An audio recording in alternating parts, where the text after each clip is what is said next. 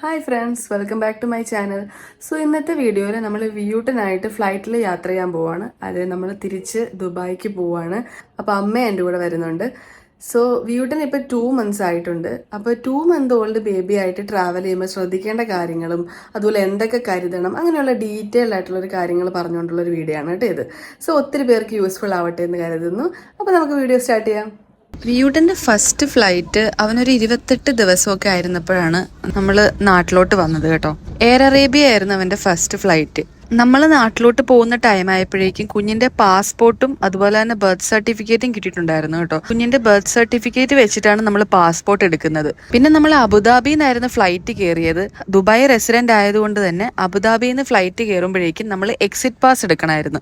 അത് നമ്മൾ എയർപോർട്ട് ടെർമിനലിൽ വിളിച്ച് ചോദിച്ചു കഴിഞ്ഞാൽ അവർ ഡീറ്റെയിൽ ആയിട്ട് പറഞ്ഞു തരും. കുഞ്ഞിന്റെ എല്ലാ ഡോക്യുമെന്റ്സും വേണം. അതുപോലെ ഫാദറിന്റെ ഫിസിക്കൽ പ്രസൻസ് വിത്ത് ID പാസ്പോർട്ടും വേണം. 15-20 മിനിറ്റ് കൊണ്ട് പരിപാടി കഴിയും. അങ്ങനെ നമുക്ക് എക്സിറ്റ് പാസ് കിട്ടും. സോ ആ എക്സിറ്റ് പാസും കുഞ്ഞിന്റെ പാസ്പോർട്ടും ആയിട്ടാണ് നമ്മൾ നാട്ടിലോട്ട് പോകുന്നത് കേട്ടോ. പിന്നെ നാട്ടിലായിരുന്നപ്പോഴാണ് കുഞ്ഞിന്റെ വിസ റെഡിയായത്. വിസ റെഡിയായി കഴിഞ്ഞപ്പോഴേക്കും നമ്മൾ തിരിച്ച് ദുബായിലോട്ട് പോകുമ്പോഴേക്കും കുഞ്ഞിന്റെ വിസയും എൻട്രി പെർമിറ്റും അവിടെയും അബുദാബിയിലാണ് ഞങ്ങൾ തിരിച്ചു വന്ന് കയറുന്നത്. അപ്പം അതുകൊണ്ട് തന്നെ എൻട്രി പെർമിറ്റും പാസ്പോർട്ടും വിസയുമായിരുന്നു കുഞ്ഞിന്റെ നമ്മുടെ കയ്യിലുണ്ടായിരുന്ന ഡോക്യുമെന്റ്സ് കേട്ടോ. അപ്പോൾ ഇത്രയും കാര്യങ്ങളൊക്കെയാണ് ഡോക്യുമെന്റ്സ് നമുക്ക് വേണ്ടത്. പിന്നെ നമ്മൾ ട്രാവൽ ചെയ്യുമ്പോൾ നമ്മൾ ഫീഡിങ്ങിന് വേണ്ടിയിട്ട് എന്തൊക്കെയാണ് ചെയ്യേണ്ടതെന്നുള്ളത് ഞാൻ പറഞ്ഞുതരാം. ഞാൻ ചെയ്തത് എന്താണെന്ന് വെച്ച് കഴിഞ്ഞാൽ നമ്മൾ ഫസ്റ്റ് കുഞ്ഞിനെ വീട്ടിൽ നിന്ന് ഇറങ്ങുന്നതിന് മുന്നേ ഫുള്ളായിട്ട് ഫീഡ് ചെയ്യുക. അത് കഴിഞ്ഞ് ഓൾറെഡി പമ്പ് ചെയ്ത് വെച്ച ബ്രസ്റ്റ് മിൽക്ക് ഫ്രിഡ്ജിൽ നിന്ന് എടുക്കുക.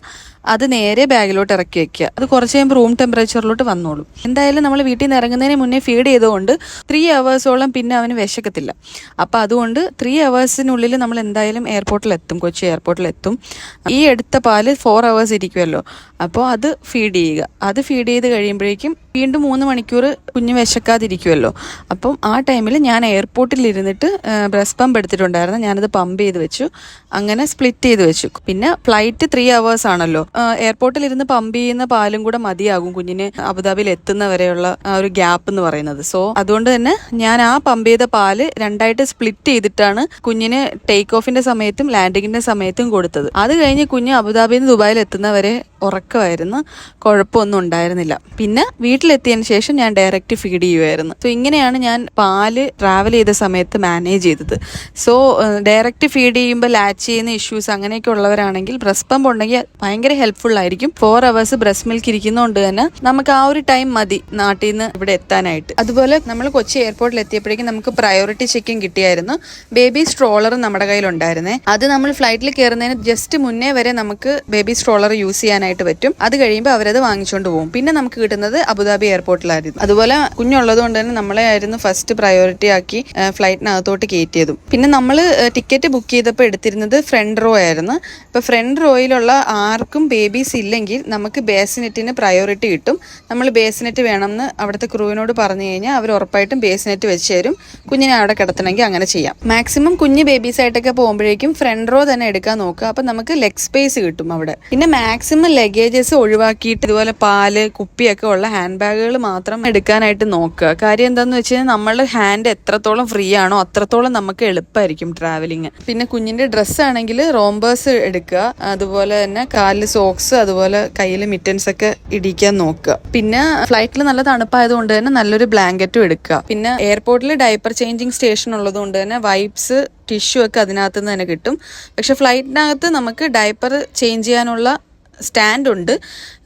പക്ഷെ സൗകര്യം കുറവായതുകൊണ്ട് തന്നെ നമുക്ക് കുറച്ച് ഡിഫിക്കൽട്ടായിട്ട് തോന്നുമെങ്കിലും അവിടെ ഡയപ്പർ ചേഞ്ച് ചെയ്യാനുള്ള ഫെസിലിറ്റി ഉണ്ട് ഫ്ലൈറ്റിൽ കേട്ടോ. നമുക്ക് മാറ്റണമെങ്കിൽ അങ്ങനെ മാറ്റാനായിട്ട് പറ്റും. നമ്മൾ ഡയപ്പർ കരുതിയാൽ മാത്രം മതി. പിന്നെ കുഞ്ഞ് നല്ല ഉറക്കമാണെങ്കിൽ മാക്സിമം ഡയപ്പർ ചേഞ്ച് ചെയ്യാതിരിക്കുന്നതാണ് നല്ലത്. ഫ്ലൈറ്റിൽ ഇരിക്കുന്ന ടൈമിൽ അങ്ങനെ അങ്ങ് പോട്ടേന്ന് വെക്കുക. എന്നിട്ട് എയർപോർട്ട് എത്തിയ ഉടനെ തന്നെ ഡയപ്പർ ചേഞ്ച് ചെയ്താൽ മതി. അതുപോലെ കുഞ്ഞിന്റെ പാസ്പോർട്ട് എടുക്കാനായിട്ട് BLS ഇന്റർനാഷണൽ എന്ന് പറഞ്ഞ സൈറ്റിൽ പോയിട്ട് എടുക്കാവുന്നതാണ് കേട്ടോ. നമ്മുടെ ഇൻഫർമേഷൻസ് കൊടുത്ത് നമ്മൾ ആ വെബ്സൈറ്റിൽ കയറിയിട്ട് രജിസ്റ്റർ ചെയ്യണം. അപ്പോൾ നമ്മുടെ യൂസർ ഐഡിയും പാസ്വേഡ് ഒക്കെ കിട്ടും. പിന്നെ അത് കഴിഞ്ഞിട്ട് സ്ലോട്ട് എടുക്കണം, ടൈം നോക്കിയിട്ട് സ്ലോട്ട് എടുക്കണം. പാസ്പോർട്ട് എടുക്കാനായിട്ട് പോകുമ്പോഴേക്കും കുഞ്ഞിന്റെ ബർത്ത് സർട്ടിഫിക്കറ്റ് ഇമ്പോർട്ടന്റ് ആയിട്ട് വേണ്ടതാണ്. അത് ഹോസ്പിറ്റലിൽ നിന്ന് നമുക്ക് ഓൾറെഡി കിട്ടുന്നതാണ്.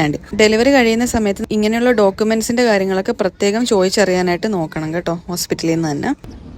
അങ്ങനെ നമ്മൾ ദുബായിലെത്തി. ദുബായിൽ എത്തിക്കഴിഞ്ഞാൽ നമ്മൾ അബുദാബിയിലാണ് വന്ന് ഇറങ്ങിയത്. അത് കഴിഞ്ഞിട്ട് ദുബായിലോട്ട് എത്താൻ തന്നെ ഒരു 1 hour എടുത്ത്. സോ നമ്മളിവിടെ ഇതിന്റെ വരുന്ന വഴിയുള്ള വീഡിയോസ് ഒക്കെ എടുക്കണമെന്ന് വിചാരിച്ചതാണ്, പക്ഷെ അത് നടന്നില്ല. നമ്മൾ നല്ല ടയർഡായിരുന്നു, അതുകൊണ്ട് തന്നെ നമ്മൾ വീഡിയോസ് എടുത്തില്ല. സോ ഇത്രയൊക്കെയാണ് നമ്മൾ ഒരു കുഞ്ഞുമായിട്ട് ഫസ്റ്റ് ഫ്ലൈറ്റിൽ പോകുമ്പോൾ ശ്രദ്ധിക്കേണ്ട കാര്യങ്ങൾ. നിങ്ങൾക്ക് എന്തെങ്കിലും ഡൗട്ട്സോ കാര്യങ്ങളോ ഉണ്ടെങ്കിൽ ഉറപ്പായിട്ടും കമന്റ്സിൽ ചോദിക്കുക. സോ അടുത്തൊരു വീഡിയോ ആയിട്ട് വീണ്ടും കാണാം.